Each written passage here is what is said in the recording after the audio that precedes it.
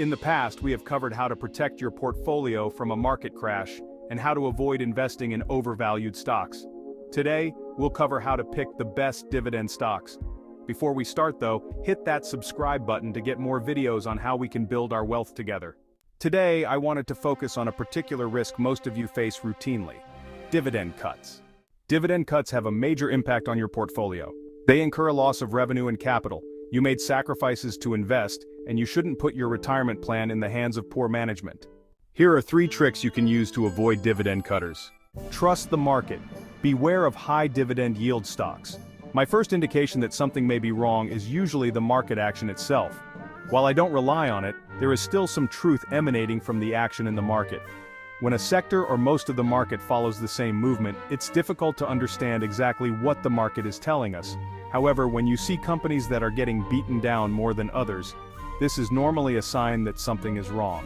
Why does one company offer such a high yield? Because investors don't want to buy more. The stock price declines, and therefore the yield goes up. If most investors aren't interested, maybe there is something wrong. Maybe it's because the company is struggling and the dividend is at risk.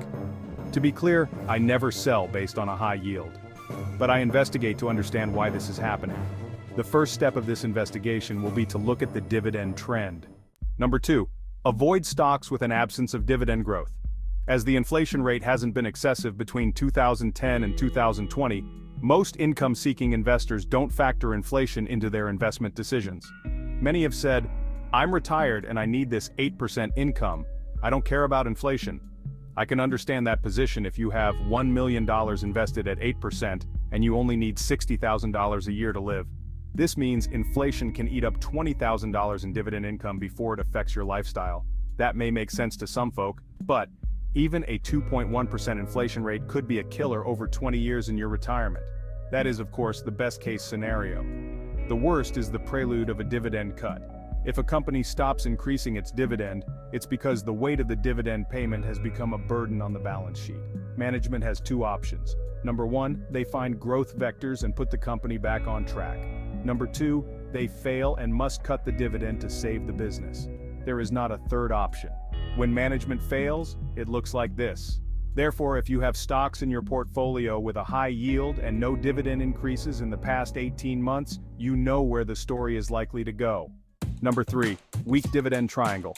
I'm a big fan of the dividend triangle analysis developed at Dividend Stocks Rock. In my last email, I explained the dividend triangle is a very strong indicator when it comes to assessing the likelihood of a dividend cut.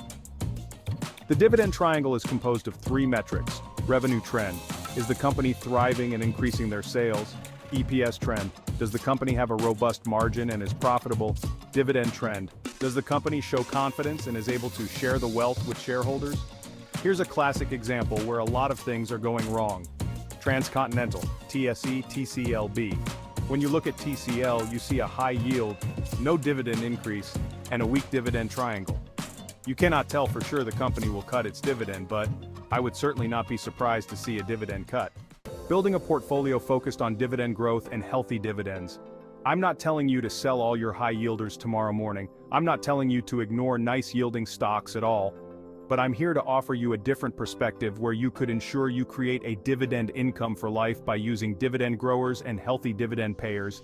You can do that using Dividend Stocks Rock. One of the most challenging tasks for any investor is to know when and how to clean up their portfolio. You may be suffering from the garage door syndrome. Each spring, you open your garage door thinking everything is in order, and then you realize that there is a mess in your garage. You quickly get discouraged because you don't know where to start. You then close the garage door and go for a walk. You may be doing the same thing with your portfolio. You may have too many stocks or too many losers. You don't know where to start or what to keep, and you give up thinking your portfolio isn't bad. Thanks for sticking around till the end. If you can smash that subscribe button and check out these recommended videos.